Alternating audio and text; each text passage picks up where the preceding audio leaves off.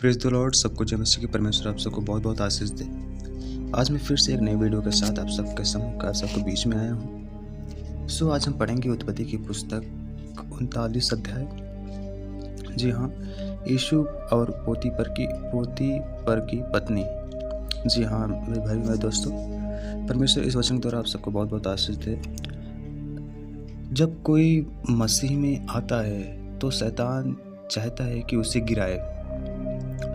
शैतान अगर उसमें कोई भी बुराई नहीं पाता है तो उसके पीढ़ियों में जाता है, उसके पूर्वजों की पीढ़ियों में जाता है और उसमें बुराई को ढूंढता है कि कौन सी बुराई कैसे थी इसके घराने में, तो उसी बुराई में हमें गिराता है। तो सचमुच शैतान कुछ न कुछ बुराइयां हमें ढूंढने में लगा रहता है, हमें नीचा गलत कामों में दिखाने के लिए लगा रहता है। शैतान की युक्ति पर जीत पाना ही हमारा कर्तव्य है, हमारा मसीही धर्म है।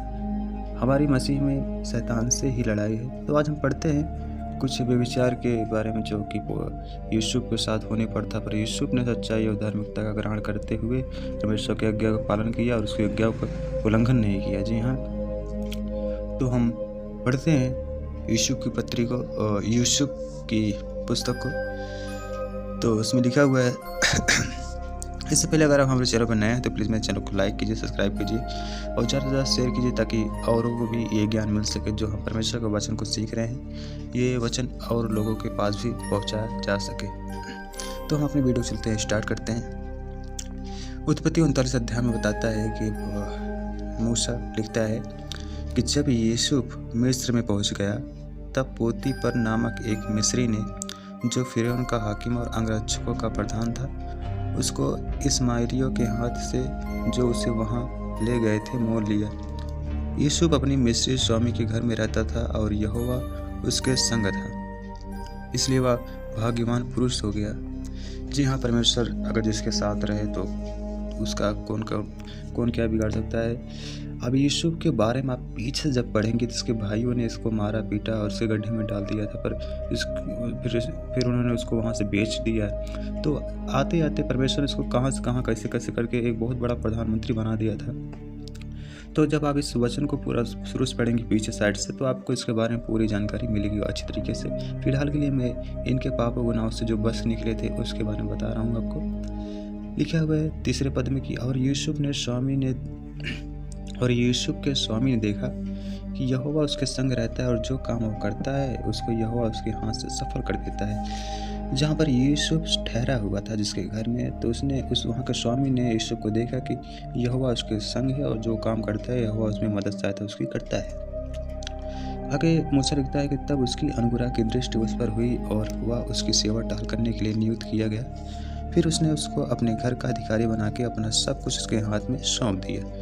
जी हाँ, एक परमेश्वर के दास को ही ऐसा कोई अपना धन संपत्ति सौंप सकता है, क्योंकि ऐसा विश्वास एक परमेश्वर के दास के अंदर ही हो सकता है।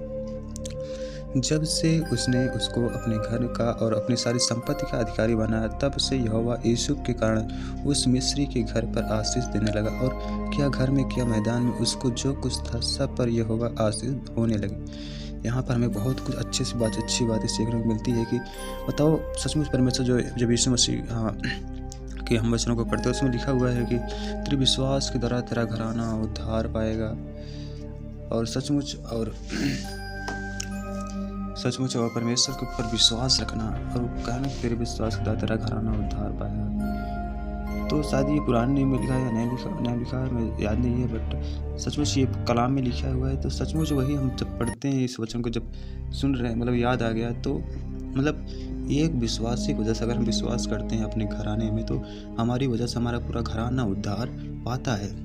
परमेश्वर का कलाम वचन ऐसे ही कहता है। और जैसे ही यूसुफ उस स्वामी के घर में रहा करता था, तो उसमें उसके हर एक खत्तों में उसका फलवंत होने लगा।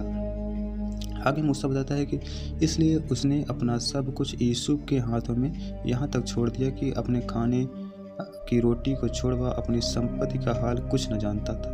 बताओ, इतना विश्वास उसने यूसुफ पे किया कि उसने सब कुछ सौंप दिया, सिर्फ खाना खाता था और सब कुछ किसी काम से उसको कुछ मतलब था नहीं। बताओ, इतना विश्वास एक प्रभु के दास के ऊपर उसने किया। तो सचमुच एक प्रभु का दास जो परमेश्वर का दास होता है, एक विश्वास के योग्य होता है। यूसुफ सुंदर और रूपवान था। यूसुफ सुंदरता में भी अच्छा था। इन बातों के पश्चात ऐसा हुआ कि उसके स्वामी की पत्नी, जो उसकी स्वामी की पत्नी थी, तो पत्नी ने यूसुफ की ओर आंख लगाई और कहा, मेरे साथ सो। अब बताओ, यहाँ पर यूसुफ के साथ गलत होने वाला था। उसकी सारी प्रतिज्ञा भंग होने वाली थी, क्योंकि जिस घर में रह रहा था उसके स्वामी की पत्नी की नज़र उससे अच्छे से, जो यूसुफ था बहुत अच्छा सुंदर था, उसके ऊपर नज़र थी। पर उसने अस्वीकार करते हुए अपने स्वामी की पत्नी से कहा, सुन, जो कुछ इस घर में है मेरे हाथ में है, उसे मेरा स्वामी कुछ नहीं जानता, और उसने अपना सब कुछ मेरे हाथ में सौंप दिया है। जी हाँ, परमेश्वर का दास यहाँ पर बहुत अच्छे तरीके से बताता है और बचने की बहुत सारी उसको बातें बताता है, जिनको मैं अपने मुंह से बयान नहीं कर सकता, आप सब खुद ही समझ सकते हैं। तो वो जो उसकी पत्नी थी, मतलब जो जब उसको सच में अगर कोई और मर्द होता तो मतलब उसके साथ सो सकता था, लेकिन बट उस यूसुफ ने उसके साथ सोने से मना कर रहा है यहाँ पे। तो इस घर में मुझसे बड़ा कोई नहीं, और उसने मुझे छोड़, जो उसकी पत्नी है, मुझसे कुछ नहीं रख छोड़ा। इसलिए भला मैं ऐसी बड़ी दुष्टता कैसे करके परमेश्वर का अपराधी क्यों बनूं। यहाँ पर यूसुफ के अंदर परमेश्वर का डर झलक रहा है, और इससे हमें बहुत कुछ सीखना भी चाहिए। और ऐसा हुआ कि वह प्रतिदिन यूसुफ से बातें करती रही, पर उसने उसकी ना मानी कि उसके पास लेटे या उसके संग रहे। वो पत्नी यूसुफ के मना करने के बावजूद भी वो यूसुफ से बातें करती थी, यूसुफ को मतलब उसको हमेशा फोर्स करती रहती थी कि नहीं, चल मेरे साथ सो, चल मेरे साथ सो। लेकिन यूसुफ उसके साथ सोने के लिए राजी नहीं हुआ। सचमुच ऐसा कंट्रोल करने वाला इंसान, ऐसा सचमुच एक परमेश्वर का दास ही हो सकता है, जो परमेश्वर से बहुत प्यार करता है, जो परमेश्वर से डरता हो, जो परमेश्वर से थरथराता हो, कांपता हो, वही ऐसा इतना बड़ा मतलब अपने आप को कंट्रोल कर सकता है, और कोई नहीं कर सकता मेरे ख्याल से। एक दिन क्या हुआ कि यूसुफ अपना कामकाज करने के लिए घर में गया, और घर के सेवकों में से कोई भी घर के अंदर न था। तब उस स्त्री ने उसका वस्त्र पकड़कर कहा, मेरे साथ सो। पर वह अपना वस्त्र उसके हाथ में छोड़कर भागा और बाहर निकल गया। यहाँ पर देखो, स्त्री जबरदस्ती करने लगी, बट उसने अपना कपड़ा छोड़ दिया। कोई स्त्री उसका कपड़ा पकड़े और उसने कपड़ा छोड़ के भाग गया वहाँ से। तो यह देख कर कि वह अपना वस्त्र अपने हाथ में छोड़कर बाहर भाग गया। हालेलुया।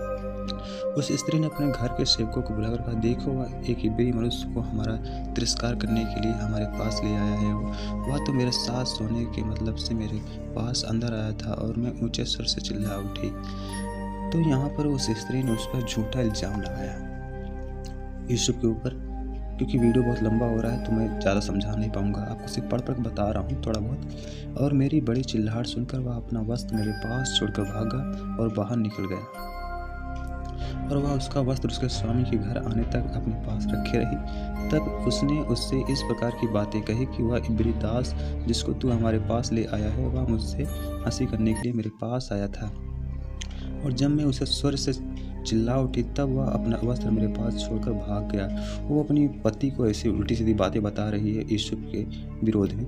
अपनी पत्नी की ये बातें सुनकर कि तेरे दास ने मुझसे ऐसा काम किया, यूसुफ के स्वामी का कोप भड़क उठा। और सचमुच अगर किसी की पत्नी अपने पति से झूठ ही बोले तो भी उसका पति सच मान लेगा। और यूसुफ के स्वामी ने उसको पकड़ कर बंदीगृह में, जहाँ राजा के कैदी बंद थे, डलवा दिया। अतः वह उस बंदीगृह में रहा। यहोवा यूसुफ के संग रहा, और उस पर करुणा की, और बंदीगृह के दरोगा के अनुग्रह की दृष्टि उस पर हुई।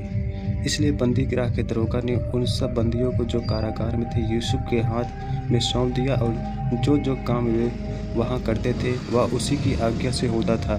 यूसुफ के वश में जो कुछ था उसमें से बंदीगृह के दरोगा को कोई भी वस्तु देखनी न पड़ती थी, क्योंकि यहोवा यूसुफ के साथ था, और जो कुछ वह करता था यहोवा उसे सफलता देता था। इस प्रकार थे यूसुफ की कहानी। जब इसमें आप पीछे से पढ़ना शुरू करेंगे तो इसमें